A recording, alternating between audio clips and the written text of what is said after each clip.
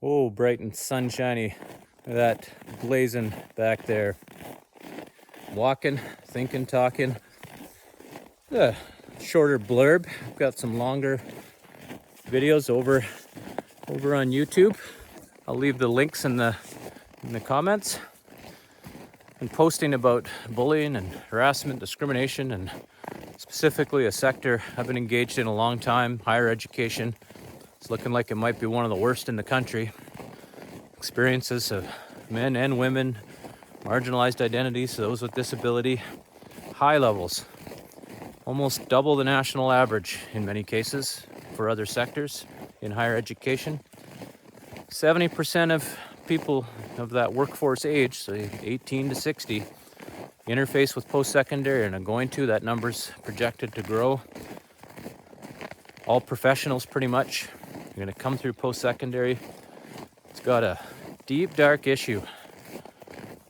And bright, sunshiny ways aren't necessarily going to get us through that. And I see a lot of that online. See that in training or looking at what people are offering for training, and there's a place for it. There's enough in the world, and people have had a hard time with pandemic and otherwise. But I'll tell you, getting into issues of racism and discrimination and sexism, tough structural issues, sometimes you got to get a little deeper into a little bit of darkness, maybe facilitate it, but ultimately bullying, harassment, discrimination, they're communication acts. Comes down to communication. And then addressing them also comes down to communication.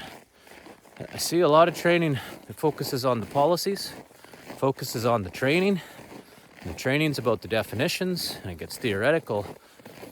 Not sure I see enough training on actual communication. How to respectfully communicate across differences, how to respectfully communicate in conflict. And I'll say, my experience in post-secondary, highly trained, some of the most highly trained people in any sector, and some of the worst communicators. Someone critiques their research and they take it personally. Well, maybe it shouldn't be a researcher if someone's critiquing your theories. It's not personal, but it turns personal, and bullying begets bullying.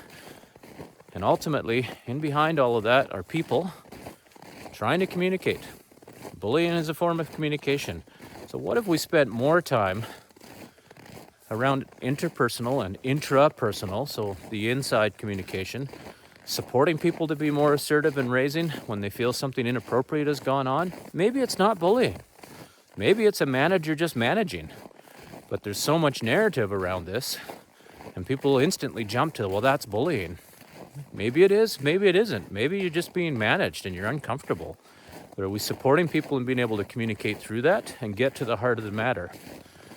Critical issues, interpersonal, respectful communication.